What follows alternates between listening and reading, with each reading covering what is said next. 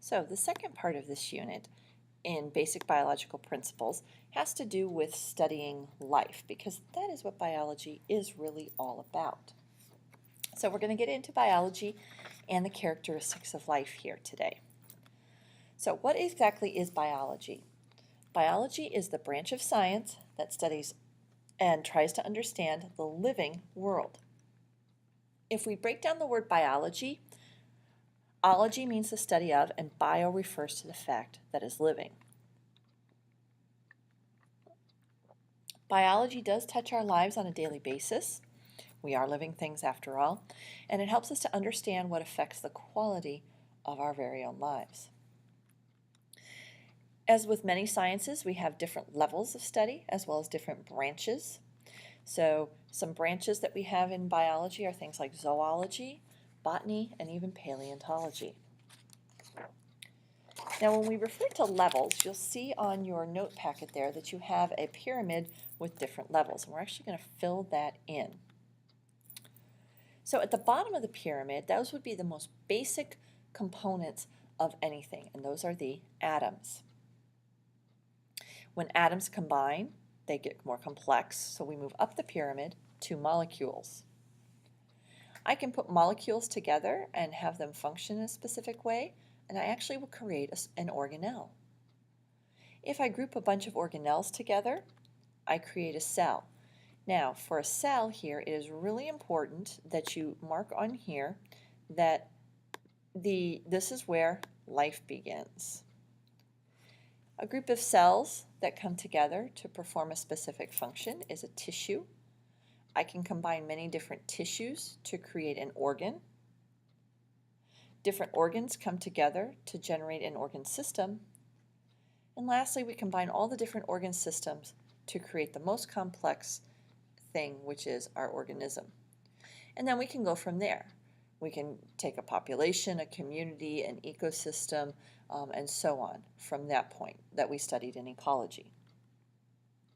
So, like I said, life doesn't begin until we have a cell. So organelles, atoms, and molecules are not considered living.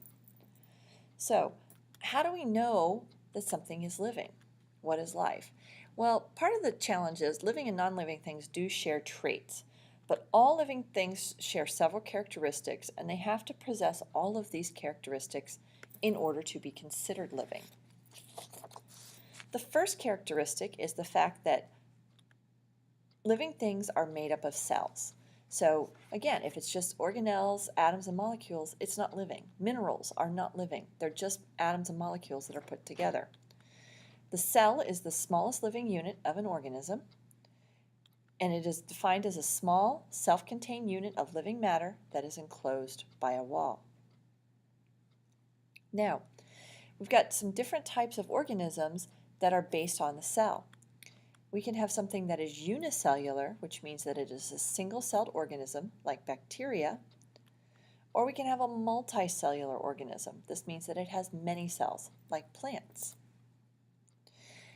Well, in the third part of the unit, we will actually be talking about different cell types based on the organelles that are present. The second characteristic of life is that living things reproduce. So this is the process by which we make new organisms. Now, reproduction can happen two different ways. The first way is sexual reproduction. And in sexual reproduction, we get two cells from different parents combining to form a new organism. Most of our multicellular organisms reproduce this way, and the offspring are different from the parents. In asexual reproduction, a single parent forms a new organism. Many of our unicellular organisms reproduce this way because they simply divide. This creates offspring that are identical to the parent. The third characteristic of life is that it is based on a genetic code. Remember, your genetic code is DNA. So the offspring inherit either some traits, like through sexual reproduction, or all of the traits through asexual reproduction of the parent or parents. So this is based on the contents of the DNA. In sexual reproduction, you get a little bit from mom and a little bit from dad. In asexual reproduction, you get all of your genetics from a single parent. but DNA is how traits are inherited in all of our living things. It passes from one generation to the next. The fourth characteristic is that living things grow and develop. In other words, they usually go through a life cycle, a pattern of growth that is unique to that type of organism. It can be simply growth, like getting bigger.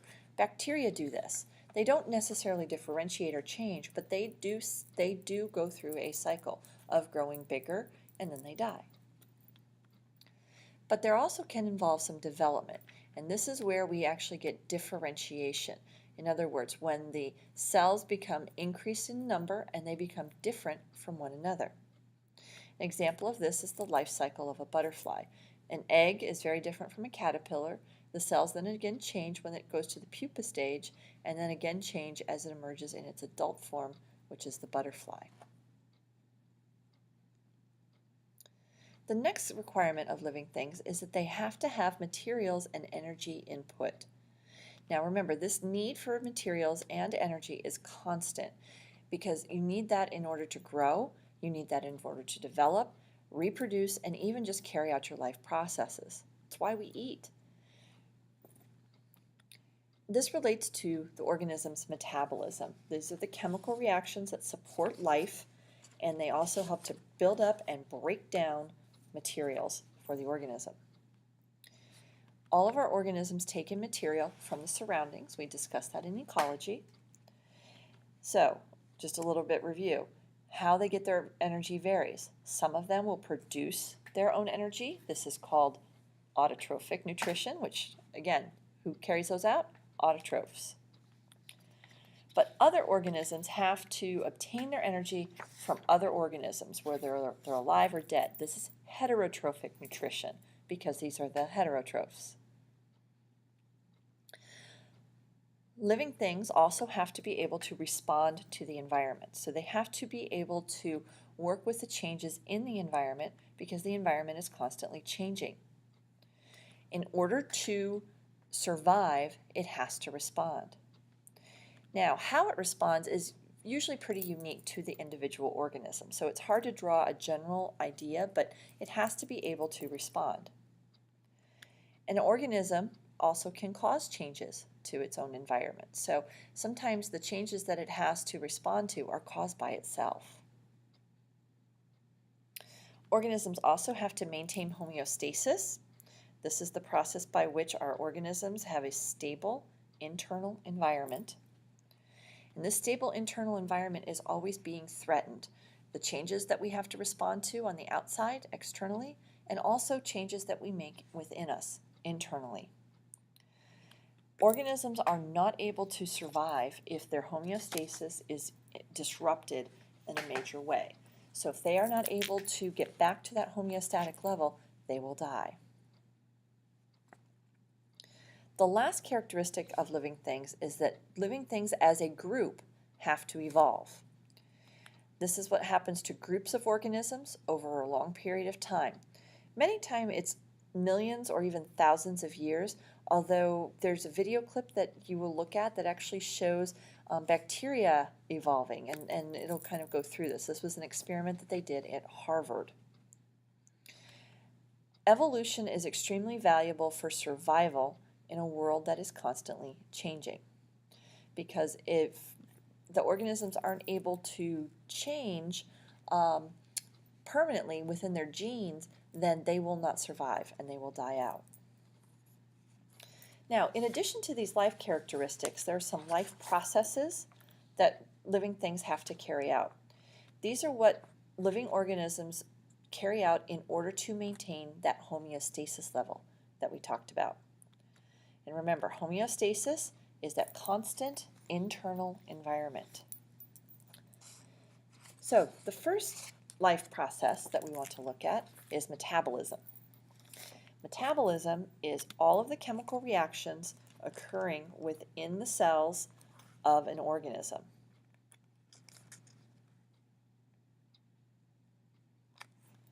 So these are the ones that help us to build up things and break down things. Nutrition is the second one. Nutrition involves ingestion, the taking in of food, digestion, which is the breaking down of food, and then egestion, which is basically pooping or getting rid of the wastes. Another life process is transport. This is where the substances enter and leave cells, and they are also brought to or from cells. Sometimes this is done like in humans, using a circulatory system. Other times it's just simply changing the environment in which that organism is in. Organisms must also undergo cellular respiration. This is where we release energy from the food that we eat or that we make. Synthesis. Synthesis is where we take simple substances and we combine them to make complex substances. Excretion is the removal of wastes, and some of the wastes that we remove include things like carbon dioxide, urine, and sweat. And the last life process is a very generalized one. It's called regulation. These are pretty much anything else that we haven't listed that help us to maintain our homeostasis. So this can be very organism specific and can vary wildly depending on which organism you are talking about.